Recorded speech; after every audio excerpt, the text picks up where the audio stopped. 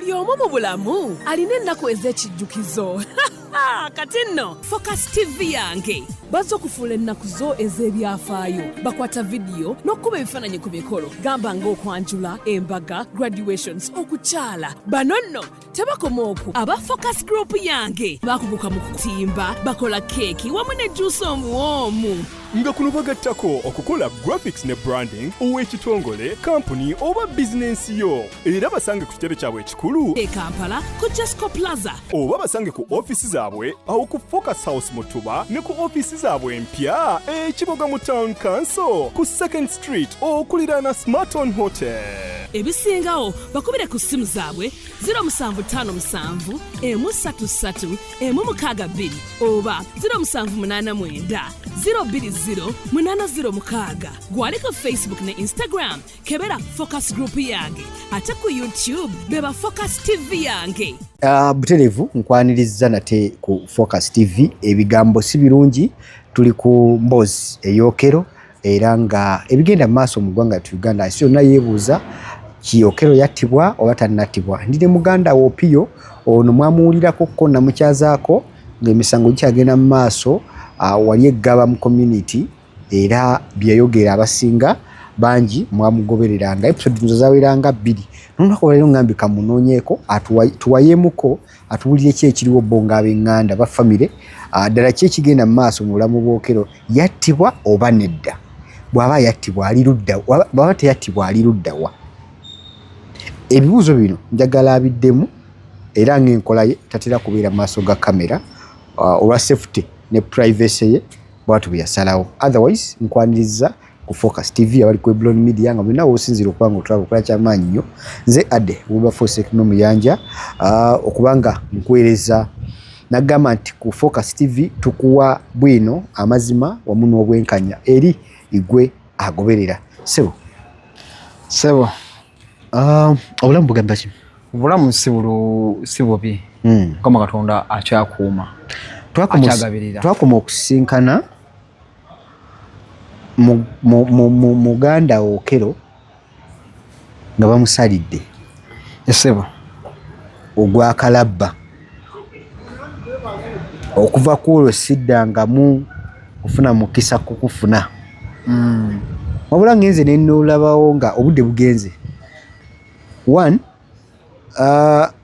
bagamba mu mateeka otwala ennaku 14 bakusalidde okola appeal. Okola appeal tetwakiraba era twawulira wantu wonna nga tugamba ku kigenda mu maaso ku sayidi y'Okero. Gwe nga muganda we ndaba otusigire ku kifaananyi omulabi waffe amanye current situation eriwo. Okero mutte oba simutte? Bwaba simutte kikyaliko era aliwa mwenga mu abafamile? Oba ntandikira luddawe kuba ebibuuzo bingi byombuuziza naye kisookera ddala Okero gyali atemya bukofu naye kiri eruzira kinnyamiza bunkenke kiri eruzira era tukiiranga awo nokera noyagaliza munne kumera luzira biralamukko. Wagenzeko eruzira? Nagenda eruzira. Kyekiri eruzira? Nawe nasemba kukola nagamba ngenda kukolako follow up wa muganda wange. Kyekiri eruzira? Luzira yennyamiza bwekisuubira siwe kiri. Sino Okero yekka nenga Okero teyakola appeal. Lwaki temwakola appeal? Teyakola anti omusibe aba n'eddembe lye. Tekimukakattako kola appeal. Yenga y'omuntu yagaana okukola appeal. Bannamateeka ebo baali bagamba ki kwekyo ekya appeal? Ate munnamateeka mu mateeka kira nti yakwa forward wagge ekigenda mu maaso. Yenga Okero yagaana yagamba bwaki amateeka yasalawo okusala bwe gatyo. That's why tubula teyeetondera na public teyeetondera na Uganda. Yes, oyogedde ku buteetondera olunaku lwe bamukolera judgment ye. Omulamuzi nzijukira omugamba yeetondere bannansi. Tujjukira omusango Okero si gwa bulijjo. N'ebyabulimu tebyali bya bulijjo. ennaku ezimu twagirabako enkuba gye yava gye yavudde from anywhere ne bambulawo butenti. Twabako drone ngera okutta bannamuwulire. Oyo yes, drone yagana okusiba wa PLU. Is it PLU? PL TV like something that. Musiko ngokero twali gwa bulijjo. Gwalimu ebintu ebikusike. Muna Uganda olwokuba twali excitement. Bamutte bitutagenderera. Olwo tutawa nnyo maaso na kugenderera. Walimu obubadi bungi. N'omusango nyini gwagwawo. Gwalimu ebyebuzibwa bingi birumira. Poliisi okwangu okutuuka ku scene. Staff okweka omutemu kwa staff ya mukweka. Kwa budde buli tumwita mutemu kwa bagumusalira. Era sema muteka yemba menyo mwita omutemu. Staff ya kweka omutemu. Abatuuze kama muntu we kutumukola ko mu justice. Nga staff ne kweka omutemu. Poliisi okwangu okutuuka. Footage okubula ng'otuuse ku scene. Lutuze bazitulaga ya movinganga. N'ozalwa ku scene ezibula.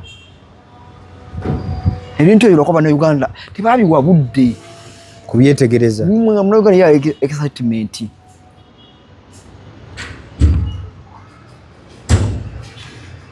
Omulamuzi yasala wa judgment bo Uganda bakwakuba enduulu. Ne bali ebintu byatafobinga bulungi. Kibagamba nti paying attention to details. Butereevu. So okero naye banabadde babongeesa engambo yayitamu bamulabye ku nnyonyi simanyi biki the story sent off. Biki ebyo byobadde otugamba ebyenkukunala ebyali mu musango gwe era lwaki byali bwe bityo? Kiki waliwo logic waliwo amaanyi agasuka ku gabulijjo agagulimu? Era ebintu byali mu logic wa amaanyi nnyo. Kozo omusango gwava mawule gulingo ogwaviibwako. Okyala ministry mu yonange kukubako. Okyalaba yene ku mirundi gyamu waliwo agwogerako. Ku TikTok, ku Facebook, ku YouTube biki? Nze nkwayire so ya leero. Nakola kisoboka nenze mbale nsobola okusaba mu Uganda emiliyoni zange 2. Okiro ne bamuta naayita mu kibuga awo. Natadde kujja stopi. Asobola kuyita ku nkuyanja n'enkuyanja y'abanaye nga teri amutegedde. Olwokuba media yabuvaako, TV, radio, social media byonna byabivaako. Eri asobola mu kibuga bulungi nnyo. Nawo nga waminako obusubu bungi n'obutyayi. Najja mu kaduuka ako oba supermarket yo n'agula ekintu n'omunoza ne balance we n'atamba n'agenda n'atonda omunyinza n'akigamba kyonna. Ebyo gwe batamunawe Uganda omutuufu. Kwegamba waliwo obubadi bungi obukolebwa ne muwugusibwa ne mubivaako. Nnyo. Oyogedde ku byenkunula bye tutaawa attention ng'abagoberezi. Kiki ekyayinza okuba nga kibireetera okuba bwe biti? Kirimu abaaloopa abali mabega w'omusango guno mwenga famire muna kye mwakola? What was it? Famire tena kye yakola. Baffe twagala mazima, twagala na bwino kuva mu famire tena kye yakola naye musango gwinza kwa waliko ebigendererwa byagwo. Kuba as per now n'essomero likyali lisibe. Dekeya n'essomero eddala lye batattira baana. Olwoko lyali ebya muntu omu gakyali masibe gonna. Tujjukire essomero erimu lyali crime scene kyo kyalisibisa. nga mwalimu muyinza oba mwalimu n'omupango omulala naye kisoboka kyola nkugambye footage lwaki batuuka ku ssomero yabula ate ng'omuntu musobodde okumukapucalinga okuva eri Ntinda tereevu n'ayita mayiro na mayiro n'ayita mu kibuga wakati kamera nga zimutambulirako naye yatuuka ku crime scene ebyabuli n'ebibula ne tutuuka ku ssaawa esembayo wali we yakolera ekikolwa emmotoka ne bakulaga yagipaakinga somewhere nagenda nakulagadde wanu yasooka okugendako ng'asoma embeera yaddira ku booda naye babikulaga n'essera ya action yonna ebula waliwo ekikusike kiri waawo eiza anookero naye mupango yalimu abagamba ffe tugenda kukozesa biki time erituuka oba ne bamuta oba neyeberera ebisira ne nga ali mu good life kozi zeba first day bamunyima nenzayo ogwokubiri negene enfunda eziwera zibagenda okulaba nga nfuusa kayinja mu ngatto oba etawuddeko nnyo ne bamunako eddakiika 3-4 naye kali mu mbeera nnungi nanoge yagezeemukko anoko nyiranyirira kiki ekituufu ekiriwo ye kyagamba oba kituufu nga kati nga gwe abadde agoberera ennyo what is the next tali willing kukola apiiro nebyasimbako essa teyatta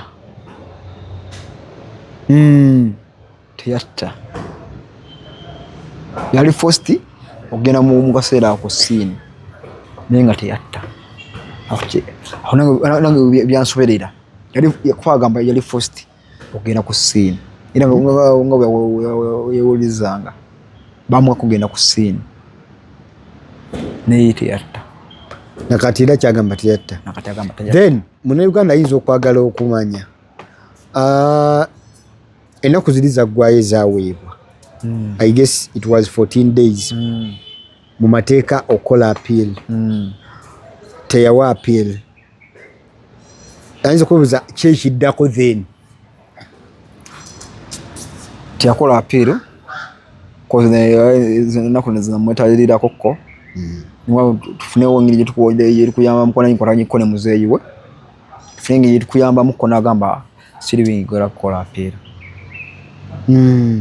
ndi mumativu n'ekyo kooti kyeyasazeerabye nga kirina okukolebwa katonda yasinga okumanya kati teyakola appeal tujjukire akalabba kava wano e Uganda tulina kalabba olwo twagala okukatuukiriza pulezidenti yalina okusayininga etteeka omukono okutta pulezidenti abadde mu keetalo eno kulayira eno kulonda kabineti eno simanyi ebbula simanyi eno budgeti simanyi biki omusolo muyinza okera bbanga ligenda by elections kalangala biki ebimu tujja ku gavumenti biyitirivu kati yokera ali mu kusikira buli kyafuuyira kano tujikewe ebbanga tererwa tugendedde kati nno mu myezi kukyanga bibaawo koze amateeka gagamba ki ku ekyo singa z'ennaku 14 zayitako emyaka esatu amateeka gye gagamba emyaka esatu esinga giggwako awo kero nga tattiddwa asobola okukola apiiro eiza ne bamusiba life imprisonment oba nakola apiiro naga muli mukuntu kyalinga obwongo bwange musango ne gudda ekibonezo nekikendeera ekibonezo nekikendeera nga tumazeeyo emyaka esatu senga giba giweddeyo asobola okugamba nti bannaaye mboneredde ekimala mboneredde obwongo bwange muli butakyolinga pansobera esawa yonna okunzita temunanzita ebbanga liweddeyo sokola apiru nagamba bangereze ku kibonerezo wakati akalaba ka automatic kabanza kuvaawo kasajole emyaka 3 automatically akatabanya kabanza kuvaawo yasokola apiru nagamba naye mbonedde focho kunsiba life improvement judge ankeneze ku kibonerezo ebadda mukoza kisoza wejiba jiwezeke emyaka 3 president asobola n'omusonyiwa olw'enneeyisaaye president asobola okumusonyiwa ziri ezawe obudde buno president yaliko yes asobola omusonyiwa kusobola okukyanga muhozi oba yaliko oba Kyagulanyi yaliko kuba I believe that abomu balindidde entebe wano Uganda kifa menya abantu 3 Kyagulanyi n'agamba okero musonyiye nga azze mu buyinza n'agenda wabweru muhozi n'agamba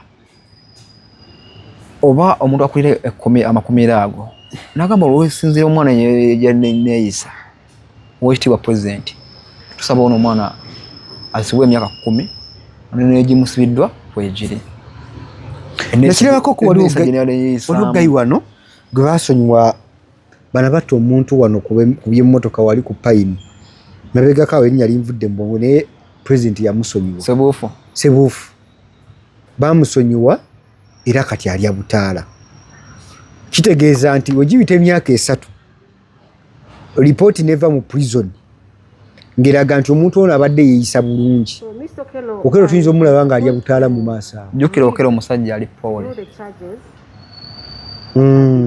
era nze newunya n'okwewuunya kubanga yatta aye omusango tugamba siyanza mudifeninga mutiyatta kubanga yatta niwe okero oyo omuntu wakwatanga n'onojja n'omulinnyako n'otambula n'ogenda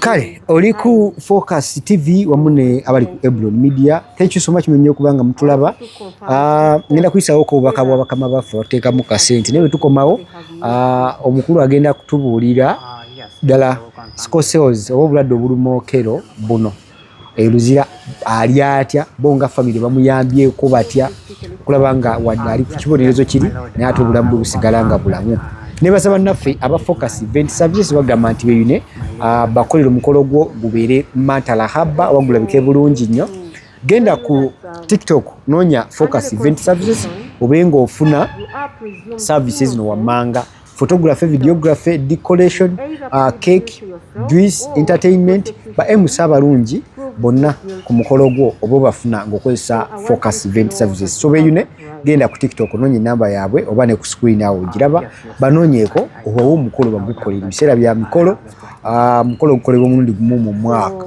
mu bulamu bwo bwonna era teguddibwamu. So n'okozesa abantu abalungi abantu abategeera bye bakola ofuna service zojja okulabirako n'abazzukulu bazisangewo. Nyongera okujjukiza bannaffe aba Focus Graphics and Branding bagamba nti beyine bakolere branding ow'ekika ekyenjawulo. Oyinza okuba oyagala t-shirt ennungi, oyinza okuba oyagala corporate t-shirt oba obusaati obw'omulembe bagezeeko babe nga babikolera. Ayagala stickers, business card, banners, billboards, signpost bwonna mu category eyo era bagenda kuba bakuyambako okulaba nga obifuna. Otherwise ne bannaffe aba bicycle kick kojja kagatta bagamba mweyune mutereza amaka gammwe mwe bampala enywera miguwa oli musajja naye nga ate toli gumiti oba toyimiridde bulungi genda otegereze ekisenge kyo kubanga osonga ekisenge kitegeeza kyamaanyi mu bulamu bwo. Otherwise ebisigadde enamba z'essimu kwezi ku screen osobola okunoonya kojja kagato n'abanga akubeereramu mu ngeri emu oba endala. Nyongera okuwola bannaffe mwenna abatana batuwa bulango bwammwe nga ndyagadde Focus TV ekulangira obulango obwo please tunoonyeeko namba z'essimu kwezi screen eza management tube nga tukulangira obulango obwo oba oli awo twongere okutambula ffenna. Opio nsaba omulabi waffe nga tuwumbawumba mmwe nga family treatment y'omukulu ono mugikoze mutya mumukola mutya okulaba nga obulamu bwe buba bulamu newankubadde ali ku kibonerezo oba newankubadde essaawa zino ali mu kaguli alina ayisibwa atya mu mbeera y'obulamu bwe naddala ku medication treatment mu mateeka era kino njala kyobuli bannayuganda omusajja ne wa mwagaga bifeekera ng'ali mu mikono gya gavumenti nga musibe gavumenti yebeemuvunaanyizibwako. Mmwe nga famire mwe okujjukiza bategeeza kola follow up nti bannanga omuntu waffe ne treatment gavumenti yebeevunaanyizibwako. Okuleka nga kigenze nnyo to extent omuntu yeetaaga okufulumya eggwanga. Kifula era abasibe muwira nnyo abasinga balaajanira laki bano ab'ebyobufuzi kati nga Lord Mayor Erias Lukwago ali ku treatment ne asobola n'okuzirika ne bamuddusa emulago ne bamukolako nga ali ku mpingo, empingo ekutta omukono n'ekitanda n'omusikale wali eri abanga property ya gavumenti obudde obwo. Era singa abuzibwawo mu abantu mubanja gavumenti n'omukulu w'ekkomera asobola obitebya. Era asobola obitebya. So saawa zino kitegeeza ye nga ye gavumenti ne prison be bavunaanyizibwako okubeera akulaba nga treatment ze zonna. Wazira ekirala ekyenjawulo jjukira omusango gw'okukera ogwagana nnyo mu mawulire. Obulwadde obwo butera kubako n'organization. Wali organization yavaayo emukwatirako ko ebintu ebimu neera biyita mitendera gya gavumenti. Signing wano signing agenda mu office signing agenda mu government signing. Organization zino za Skosero, zino za HIV, zino za gundi. Neera biyita mitendera. Wano ngene wagundi na kusigning, ngene wagundi na kusigning, ngene wagundi na kusigning. Kusobola okutuuka mu kkomera. Twawulirako ku butuuze bwe yayina mu Amerika. Era mutuuze wa Amerika. N'ebino ebyano. Temufunangayoko feedback yenna ava Amerika kuwoolera. Tewali. Kubanga yo omukulu teyeekubira nduulu ku embase yaabwe. Teyeekubira nduulu. So yasalawo ye ekijja kyonna kijje. Jukira alina dual citizens. Ya Uganda n'eya Amerika. Kati bali tebategeerezaako. Naye nga tuze especially basajja abazungu abo tebakolera nnyo ku byasse n'okola omuliro obusango wali mu mawulire. Yes. Baba beetagawo evidence. Like mu gavumenti entulugunya ogenda okulugunya etya balina okuba n'obujulizi. Obujulizi si byakwogera bwogezi. So ezo ensi tezigendamu tolimbalimba. Bino kwako evidence. So Omunnayuganda abadde yayagala okubeera nga maybe amanya update eriwo okwokera ekituufu akyaliyo musibe. Ekyokubiri akalabba tebanaba muwa president anabateekako mukono okukakasa nti ddala omusajja attibwe. Wamanyako koko singa abamaze ateekako omukono nzitibwaki eyinza okuba nga eri applicable. Katugeze president amaze okugamba Okero go die genda Kalabba amaze okulukuunya. Kalabba nzita kika kyezi ebintu ebyo tebifuluma atana ntuusibwa kuttibwa. Kwa wobifulumiza omuntu oba oyongera muto kyalinga bongo amateeka tegakkiriza bifulumya. Bina kufuluma nga gavumenti oba president amaze okuteekako omukono. N'ekirala ekirigenda okuva ku katinyo ku mulamwa era ngenda kusaba kansa okasalemu katambuleko abakatemamu abatemamu batememu kana akantu. Bannayuganda bakubira omulango ogutakungula. Oyo yenna ali gyali nga abulwako omuntu we nga tumanyi gyali. Mufunewoko obudde mugendeko makomera. Abantu bali mu makomera omwo nga basibiddwa obwemage nga basubiddwa olw'emisango naye nga talina nnamba ya ssimu gy'amanyi. Baamukwata nga talina ssimu oba essimu nga teriiko muliro nga talina accent yonna yonna etuuka ku bantu be. bali eruzira bali siruzira yo makomera ga manene nago bana Uganda mufise wona omuntu yakubulwa ko tomanyi ali mufise okutema ngene ko makomera ago munonyeko ko olina atukalinga bana tabagamba nti bamanya muganda nge manya yavaako ko waya kazole abo bali abo batabika niyo omuntu obuliddwa ko omuntu omaze emyaka n'emyaka tomulaba bamugeze ko ngene ko makomera munonyeko ko wa abantu je bali eyo nga jessa no musango tekuliko witness ninga yita muntu alina mweyimirira mu court ninga taina accent etwa ku bantu be oli bamusanze mu kikwekweto oba like mu justice police najja neyolawa naye bayola ne muntu kamukumira baba na Uganda bakubidde omulango ogotakungula bwoba onoonyeza omuntu tomuwuliza tomanyi gyali otuse mu ggwanika taliiyo mugende ko makomera kuba abantu bangi bavundira yeeyo ate nga abamu kubo nga balanga bwemage kwanze kati kyankwata kukonenda okugenda ku makomera yeseba okwongera okulaba ebintu engeri gye bitambulamu so muna Uganda agoberera Focus TV wamu ne Broad Media nkwebazaako ensusu okubeera nga otugoberera era nkwebaza n'ekyo kyokola ekyokubeera nga wasubscribinga. Thank you so much. Agende mu comment section nobaako byobuuzo oba byowabula kyokola kyamaanyi nnyo. Mbadde n'Opio era nga atunyonyolamu ku mbeera abadde beebuuza Okero mbeera mwali wawaali akola kikati kalabba katuuse ku kinkakasa nti naawe ofunye answer entuufu ddala. Nze Ade Wilberforce Sekime Muyanja tusinkane mu video ezijja mu maaso awo.